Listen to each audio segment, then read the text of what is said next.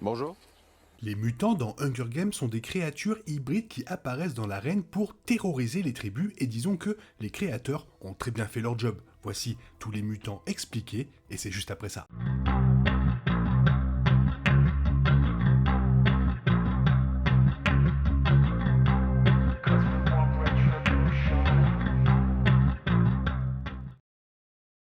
La franchise dystopique a vu Katniss Everdeen et divers autres jeunes de Panem se lancer dans les Hunger Games dans un combat brutal à mort pour rappeler à tout le monde la folie de la rébellion et atténuer davantage toute idée d'un autre soulèvement. Comme si ces jeunes gens qui se battent jusqu'à la mort n'étaient pas assez horribles ou déjà assez dans une mauvaise position, le président Snow et les créateurs du jeu ont libéré une créature tueuse génétiquement conçue pour ajouter beaucoup plus de danger.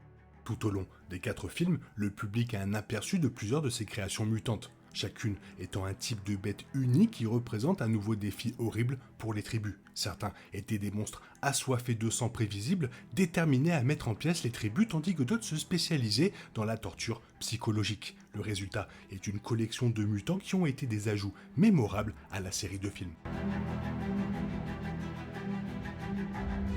L'un des premiers mutants créés dans les romans était le Gé bavard, un oiseau créé pour espionner la population de Panem. Les bavards sont capables de raconter des conversations entières, mais une fois que les personnes espionnées ont réalisé à quel point ils étaient utilisés, les oiseaux ont perdu de leur utilité. Avant de disparaître, ils se sont accouplés avec des oiseaux moqueurs femelles, créant ainsi l'oiseau Gémoqueur. Les deux oiseaux sont mentionnés dans le premier film Hunger Games, mais leurs compétences sont vues, ou plutôt entendues, beaucoup plus tard. Les arènes diffèrent dans chaque jeu, et dans l'embrasement, les oiseaux sont utilisés dans l'arène elle-même. Les concurrents entendent les cris de ceux qui leur sont chers, réellement produits par les oiseaux, pour leur causer de l'angoisse, laissant Katniss et Phoenix se demander comment les créateurs de jeux ont obtenu les sons que les oiseaux peuvent imiter. Après que Katniss ait reçu un pins Gémoqueur, l'oiseau est devenu plus tard le symbole de Katniss dans les jeux et dans la rébellion elle-même. Sina a même conçu la robe de Katniss lors des cérémonies d'ouverture pour ressembler à un Gémoqueur après sa mise à feu, ce qui lui a valu également le surnom de Fille en Feu. Le Gémoqueur était un symbole de la première rébellion et les nouveaux rebelles l'ont récupéré après que Katniss ait été vue le porter. Les guêpes tueuses sont des guêpes capables de piqûres vicieuses qui peuvent provoquer de graves gonflements, des hallucinations et la mort. Elles méritent leur surnom car elles traquent et tuent quiconque perturbe leur nid. Les nids sont particulièrement grands et s'ils sont dérangés, ils n'hésitent pas à se ruer après les personnes ou les animaux à proximité. Katniss évite leur nid dans l'arène jusqu'à ce qu'elles doivent abattre l'un des nids pour l'utiliser comme arme contre les tribus de carrière. Katniss se retrouve avec de graves piqûres à cause de ses efforts, mais Glimmer perd la vie lorsque les guêpes la piquent à plusieurs reprises.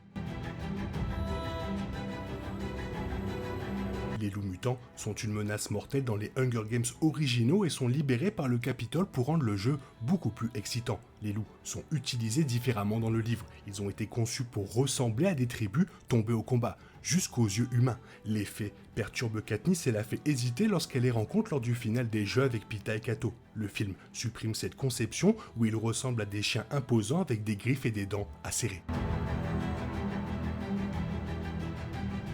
Ces créatures ressemblant à des babouins sont utilisées dans les 75e Hunger Games ou l'expiation de l'embrasement. Les singes attaquent les tribus sur la plage en début de partie. Leurs griffes sortent comme des couteaux et leurs morsures sont suffisamment mortelles pour provoquer une hémorragie interne. Le groupe de tribus les découvre lorsqu'un drogué du district 6 sauve la vie de Peeta, permettant aux singes de l'attaquer à la place. La race la plus célèbre et la plus terrifiante des mutants est probablement le lézard mutant. Ces créatures apparaissent dans Mockingjay partie 2 et sont envoyées dans les égouts après Katniss et son équipe alors qu'ils tentent de se frayer un chemin vers le Capitole. Ces mutants sans yeux sont une combinaison d'ADN humain et reptile et attaquent par vagues incessantes. Ils sont responsables de la mort de la plupart des membres de l'équipe, y compris Finnick. Finnick subit une mort légèrement plus miséricordieuse dans le film. Dans le livre, l'un des mutants lui arrache tout bonnement la tête, mais dans le film, lorsqu'il est submergé par les lézards, Katniss active un explosif pour que la mort de Finnick soit plus rapide et surtout moins douloureuse. Les serpents mutants n'apparaissent pas dans la trilogie originale des romans Hunger Games. Ils constituent cependant un ajout essentiel au préquel. La Dr. Gold les crée pour avoir une vision limitée, mais pour avoir un odorat encore meilleur que celui d'un serpent moyen. Si le serpent ne reconnaît pas l'odeur de quelqu'un, il attaque. Ceci est démontré lorsque la Dr Gold teste les serpents avec un devoir soumis par le futur président Coriolanus Snow et une camarade de classe. La camarade de classe est attaquée par le serpent parce que son odeur ne figure pas sur le cours, ce qui indique que Snow a fait le travail tout seul. Ils sont également utilisés contre les tribus dans lesquelles Snow agit d'abord en tant que mentor. Un lapin croisé avec un pitbull serait un animal intéressant. C'est exactement ce que la Dr Gold expérimente en développement de nouvelles mutations. Elle détaille que son mutant expérimental a la force de la mâchoire d'un pitbull, mais les capacités de saut d'un lapin. Bien qu'elle en ait fréquemment un avec elle lorsqu'elle parle aux mentors des tribus comme Snow, un lapin mutant n'est pas utilisé contre les tribus.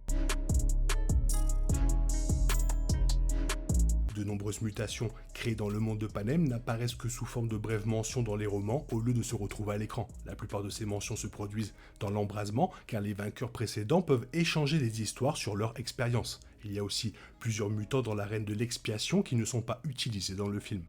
Il y a une discussion sur les écureuils carnivores qui attaquent en meute qui ont été utilisés lors des 50e Hunger Games par exemple. Cependant, la plupart des mutants mentionnés sont des insectes, comme des grillons et des sauterelles aux pinces insérées. Sont évoqués les papillons qui piquent et dont le venin peut entraîner la mort, ainsi que des moucherons mutants. Il existe également des oiseaux rose bonbon dont le bec peut percer la peau et causer de graves blessures.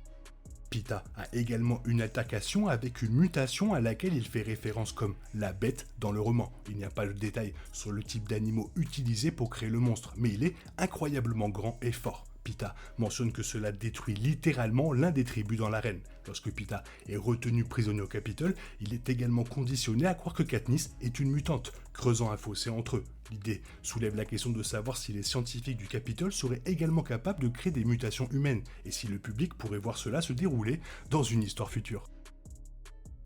Cette franchise, elle a tellement de potentiel, franchement, ça fait mal aux yeux. Là, qu'est-ce que j'ai mal aux yeux. Toi, qu'est-ce que tu en penses? Fais-moi part de ton avis dans la zone commentaire. Sinon, il est temps pour toi de reprendre le cours normal de ta vie. On se retrouve bientôt pour une nouvelle vidéo. Bisous, bisous, bye bye.